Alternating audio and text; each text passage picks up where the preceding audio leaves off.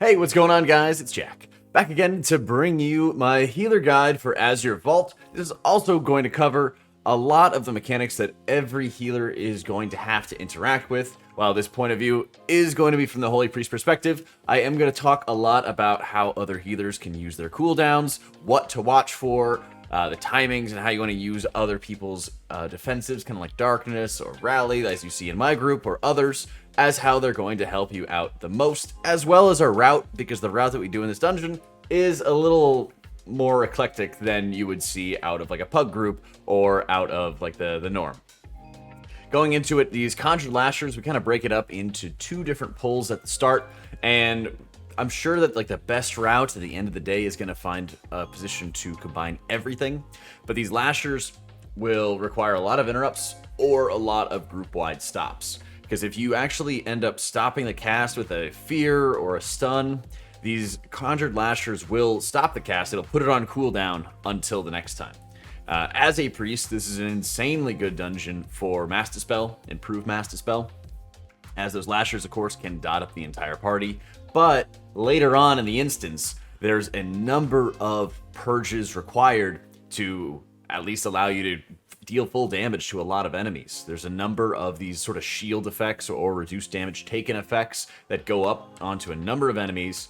And so whether you're a shaman, whether you're, I think it's like demon hunter, whether you're a priest healer, if you have the ability to purge, if you're a blood elf, there's a lot of opportunities throughout this dungeon, and I'll make sure that I give a shout out to it.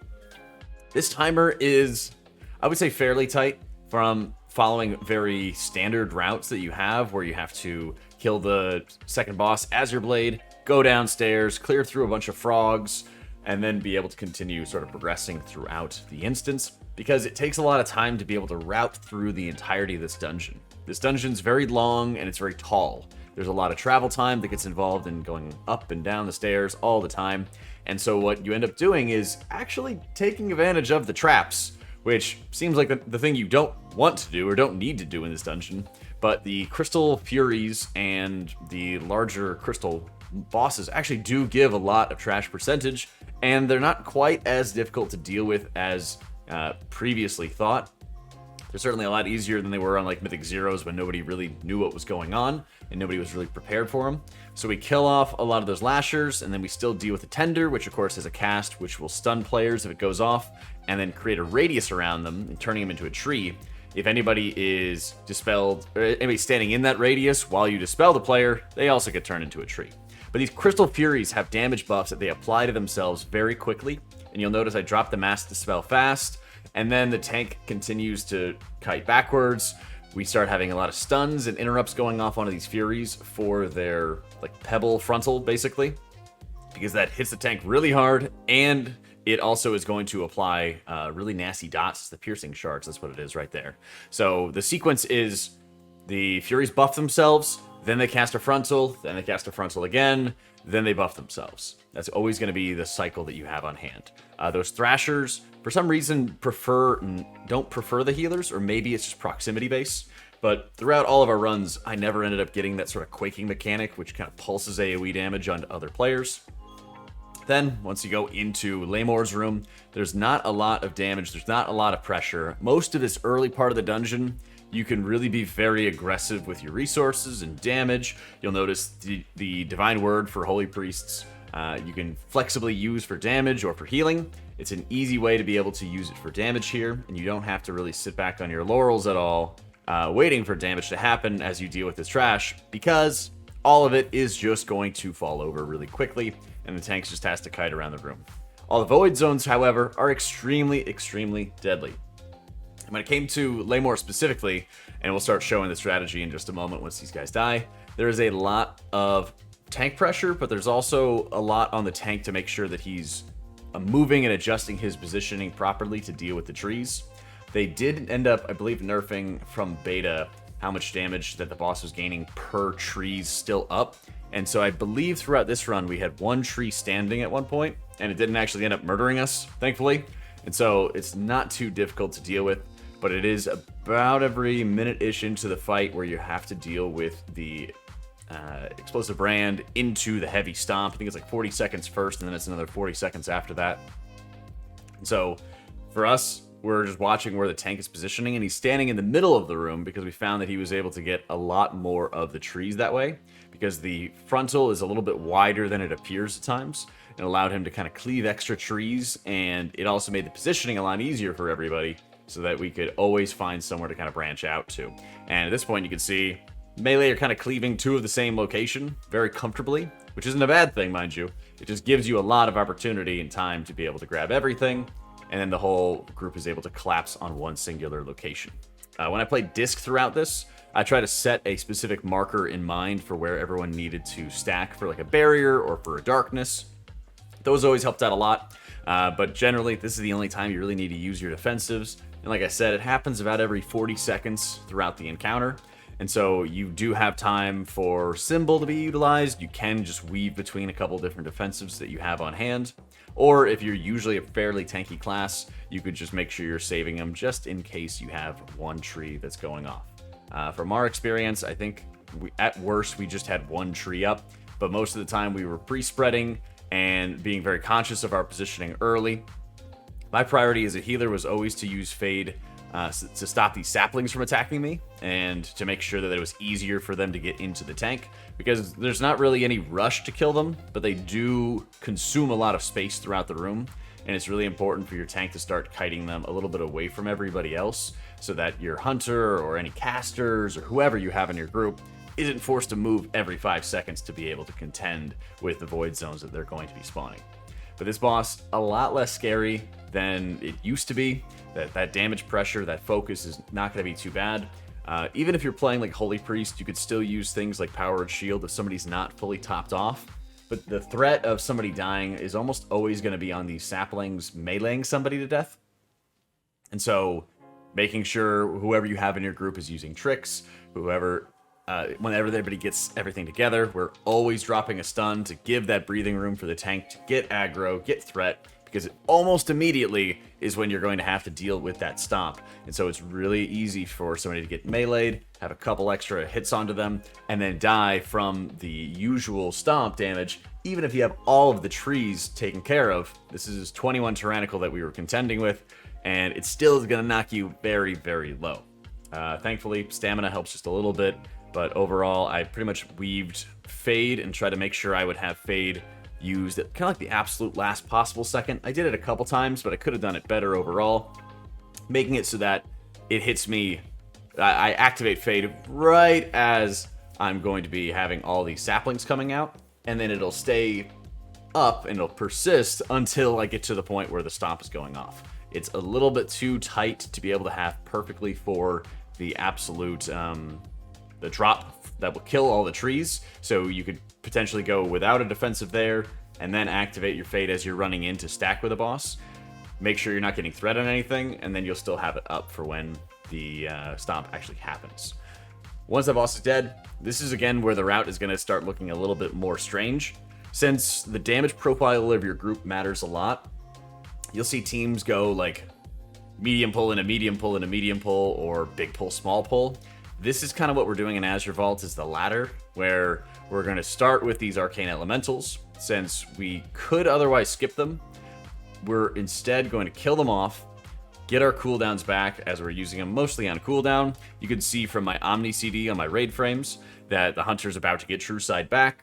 We already have Metamorphosis there for the Demon Hunter, and so we're getting damage onto these mobs. We're getting the kicks and the stops, for example, onto the sleeps that they cast.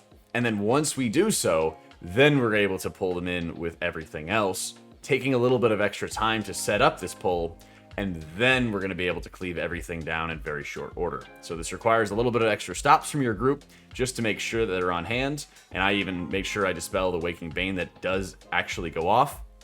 Because of how the tank has to position themselves to continuously kind of move away from the group and continuously adjust their positioning so the piercing shards aren't going to go off onto everybody else, it makes a really big difference. So the tank starts by tanking 2 of the stacks, still full health, but as all the raging is going out, this is where he works to run up the stairs, start outranging any of these Crystal Furies when all of our stuns have gotten DR'd, and then it's the group's responsibility to finish everything else off here so that the tank is going to be able to have that breathing room to really survive. Unfortunately, Thundering got the better of some of our members of the group. You hate to see it, but if we had executed that one perfectly, the shards already would have been dead, and we would have been able to move way back down the stairs. Again, there's some more optimization you can do here with making sure you're kiting in the proper direction that you want to advance in. As you'll see right around this area, there's a decent bit of extra time that we kind of burn here of like 5-10 seconds of getting all the way back, getting to the book, and kind of continuing with a lot of the trash pulls that we want to get done. So it's always something to kind of keep in mind whenever you're building these routes, that Azure Vault in particular has a lot of travel time attached to it. And so the more that you're able to get rid of that travel time or mitigate a lot of the travel time, the easier it's going to be overall. Thankfully, we do have really good timing as we get into these elementals. I already pointed out the arcane elementals try to put players to sleep, but that rune seal keeper and a lot of the dragonkin in this dungeon will try to root you, or they'll also add defensive to themselves. So the seal keeper in particular will have one cast that goes out which tries to root everybody. This is another great area for improved mass dispel if you have it. If you don't, there's also Phantasm to get yourself out of it, and any class that has an option to be able to get out of root or movement impairing effects, it's good to talent into it for this dungeon, because while you can dispel it, it's also going to hit 5 players in your party, and so if you have a way to get out of it yourself, that means that you're going to be able to dispel it for somebody else. So Freedom, for example, for Paladins allows you to dispel the tank and yourself and not have to worry about those 2 targets at least dying. It's very easy for wipes to occur just from everyone getting kind of stacked up together. As I mentioned before, this is kind of the big pull, small pull sequence that we've been doing throughout Azure Vault based off of like our damage profile and our cooldown uptime, allowing us to take care of some mobs like the Crystal Furies, which basically just need like fears, stuns, extra stops for those frontals, because the tank can deal with them up to a certain point, but a lot of the mobs in this dungeon are pretty much just like target dummies. I think even with like Raging, even when we did it on Fortified Week, usually you're just waiting on like the melee attacks. In my defense, on this polymorph, I didn't activate that trap. All I'm saying is that the rogue activated the trap. Not me. Was my fault. But obviously, keep in mind, there's traps. It's gonna, of course, eat up a lot more time. And this is, again, where you're able to make up a lot of time when you optimize these routes and when you're working on improving the routes, that you'll see this travel time and these moments where you're taking a lot of time to be able to travel to the next location, to the next trash pull. And we try to mitigate that with the trash after Azure Blade, in that we don't do it at all. After Azure Blade, you kind of go down a set of stairs, grab some mobs, go down another set of stairs, grab some more mobs, and none of them really do anything, but it eats up a lot of time rallying everything together, especially when you're in a tight area with traps, and the frogs just like to jump all over the place, and if people are not stacked, it starts reducing a lot of your damage. So at 67.8, we do go down to the next level, and then continue on with our trash pulls, making it so that by the time we get through Azure, or by the time we get to Azure Blade's room, we have like 84% enemy forces, and there's not a whole lot for us left to be working on. And I'm pretty sure by the time that Azure Blade's room is clear, we're 100% done with enemy forces. These arcane constructs do a frontal bash, but they also are going to apply shields to themselves, so this is another area where your dispels are very valuable. And it's sort of that like invisible DPS that you can think of, that it's very easy to want to just keep on pounding damage 24/7, but getting those mass dispels off, getting those clears off onto the constructs to reduce the shields that they have, and then later on in Azure Blade's room to reduce the damage reduction auras that the Dragonkin put up in there. It's like a 30% magic damage taken reduction that these mobs will put up. Constantly purging them is going to increase your group's damage. It's going to reduce the amount that you need to heal. It'll reduce the likelihood that somebody's going to miss a kick and the entire party gets rooted into some garbage. It does make a big difference. And as I mentioned before, the healing requirement in this dungeon for a lot of it, especially the trash mobs, is very low, and it's built off the back of just healing your tank a lot. Obviously, you'll see more tank pressure in a Fortified Week, but if you're playing with a pretty solid Prot Warrior, they're going to mitigate a huge chunk of damage. And so You will still have to do some tank healing, but otherwise it's not going to be like a Ruby Life Pools or a Naku Defensive, where these big bursts of unavoidable damage are coming out, or you have to watch all these different caster mobs. It really is going to be focused very heavily on the tank eating up a lot of melee strikes, and a bit of side damage, splash damage coming out here and there, depending on some of the mobs you pull. Kind of like that Crystal Thrasher, which can put out the like quaking auras that'll go out onto players. Unfortunately, our Demon Hunter did eat a frontal, and so that's another thing to kind of keep an eye on, even if you're going into pugs, that the frontals can happen. They can even be turned onto you as well, if you're not watching where your tank is positioned and how they're trying to adjust their positioning. And once again, this kind of circles back to the routing conversation, in that by the time that we kill all these enemies off, we're going to want to be going to Azure Blade's room. And so we want to make sure that we are near or almost on top of the book to be able to take us there. So this is going to make it so that we have to be watching those tank frontals and sort of optimizing that positioning to make it a lot easier for us to avoid spending too much time killing off all these trash mobs far away and eating up, another 5, 10, 15 seconds of uptime. Because like I mentioned, that's really what's going to deplete your ki. Even if you're having a really clean run, even when you're having very clean attempts, those are going to eat up a lot of time. This is the room I was talking about. All of these purges, if you see them in the top left corner, are going off onto Vault Guards, Seal Keepers, the works. We also did have a cast go through, so that rooted everybody in place. And there's a ton of Void Zones and Splash mechanics going out here. So I would say 100% as a Priest player, but especially a Shaman, anybody else that can purge, your primary focus in this room, outside of keeping people alive, of course, is going to be on to purging all of these Vault Guards and Lieutenants, because they keep on applying these buffs all the time. They never stop. I want to say it's like an 8 or 9 second cooldown that these mobs have. And thankfully, there's not a lot of other damage that goes on beyond that. You're going to have like those unstable power buffs, which I don't believe are going to be dispellable by anybody. And they're just going to try to be able to amp up a bit of damage. They're going to be able to try to make more Void Zones. Your priority, just keep on dodging these Void Zones. Keep on purging a lot of these enemies. If you can add damage onto a specific target, the Seal Keeper is really good because they'll have that Condensed Frost. Or I think it's something else. It's different. It's not Condensed Frost. It's another cast name. But it will still root everybody in place. And you saw when we entered into the room, that was exactly the thing that we had to deal with. So, again, all the damage, all the real concern is just melee strikes going out over and over again. The Vault Guards have an Ice Cutter, so you can kind of kite away from them very easily. They're not going to Fervent Strike anybody, and they're not really going to cause any other problems for people beyond just more tank damage that you need to watch out for. So at this point, you can see my cast, like I said, in the top left corner. I barely have to do much healing. Now, obviously, when you're in a group that's not going to be as geared or not going to be as familiar with the mechanics or what the enemies are doing or having stops, you will have to do more tank output. But overall, compared to Ruby or Nokud, the other videos that we've already done, the amount of party healing that's required, as you can see in the healing done overall, is extremely, extremely low until you start getting to Azure Blade. If you're not familiar with this boss, the sequence of events is that she will cast an ad, then frontal cleave the tank, and then she'll do her Ancient Orb frontal, which is really large and really wide. I do like to be able to stand decently close to Azure Blade, but it's always important for your tank to have the same positioning every time so that you know where the frontal is going to be going and you know how you want to watch out for it. And there is about I want to say a 1.5 minute gap in between each of these intermissions. So I think for Disc, I have Rapture up almost every single time.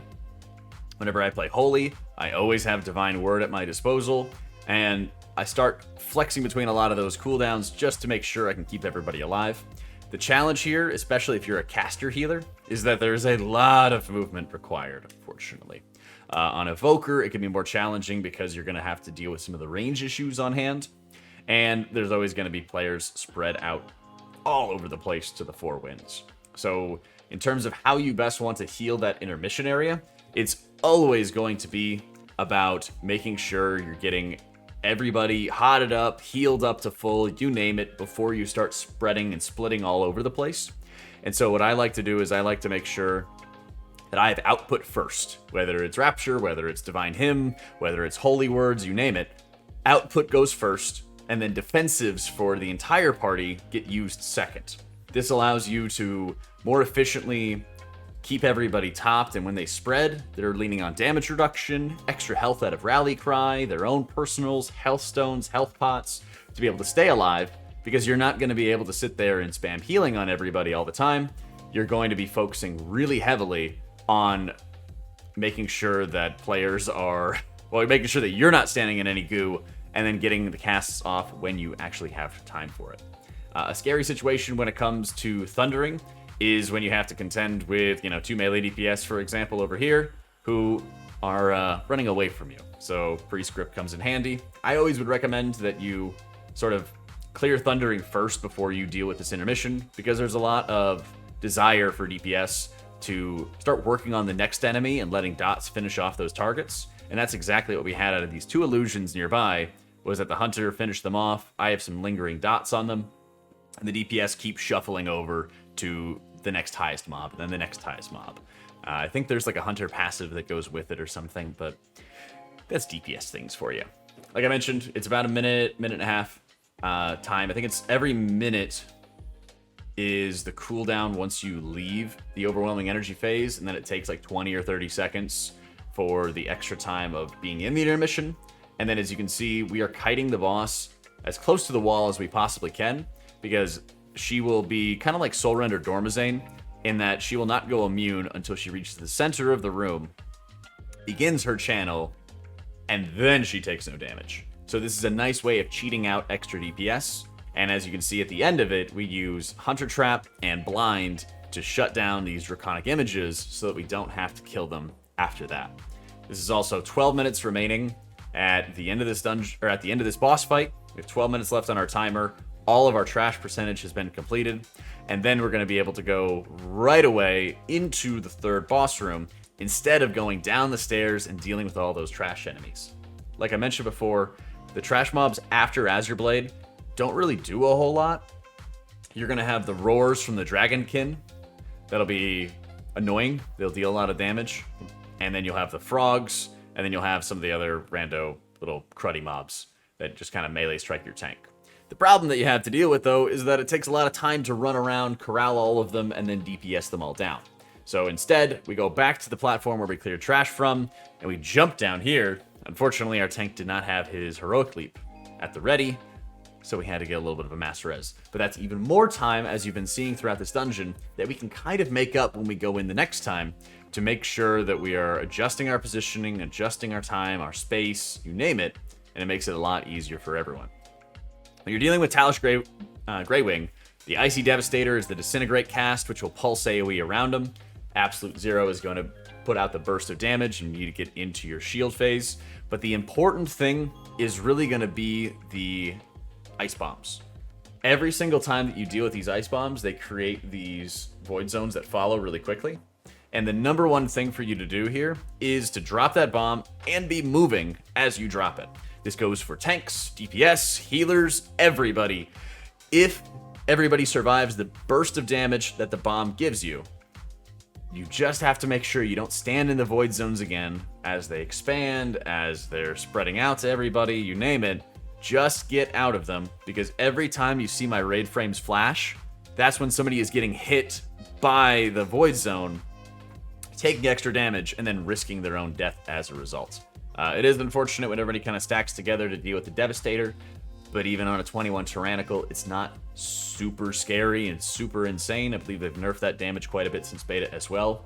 But really, this Void Zone damage hits you for another 15-20% of your life, and you're coming out of these Frost Bombs at like 30% health. Sometimes, if you're 100% health, maybe have a light defensive. So it's extremely, extremely important. Usually it's like 40% health. You'll see right here, I have like 10% damage reduction, I think, from Protective Light. And so I'm at 45% health right there. But there's a lot of times where DPS are going to stay cheat a global when they should not. And that can cost you somebody's life very quickly, very easily. What I do like to use in terms of my own defensives is to watch for those sort of combo moments where you quickly go from Frost Bomb, Devastator, into another Frost Bomb. There's some of these really challenging sequences, and this ideally, I would argue, is the good spot to have your rallying cry and people to use their personals, because you have to take time to top everybody before the next round of damage happens, and then the next round of damage. Because whatever type of healer you are, the faster you want to top people, the more it expends your mana. And since there's really lengthy absolute zero phases where the boss is taking no damage and then bursts you, and then you have to deal with another set of frost bombs, it can be really expensive at these moments right here. Top everybody in advance, and then you need to lean on defensives later on when you have these sort of repeat mechanics over and over and over again that you have to make sure everybody's taken care of. Sorry about that, that's the dishwasher. Once again, Talish's mechanics are not too crazy. I do like standing in the back here so I can kind of see where everyone is positioned at. You'll also see, since I was not moving because of thundering, I did end up taking an extra tick of damage. Again, like 15-20% of my life. It makes all the difference in the world to have a health pot, health stone on hand really quickly if you're worried that you're going to be double ticked.